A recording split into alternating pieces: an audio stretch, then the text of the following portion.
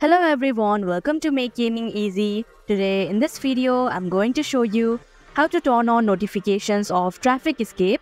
So without any further ado, let's get started.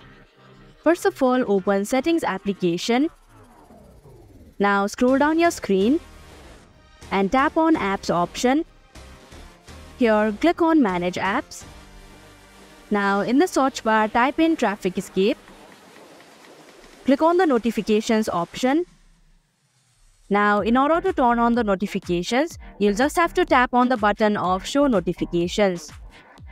So that is how you can turn on notifications of Traffic Escape.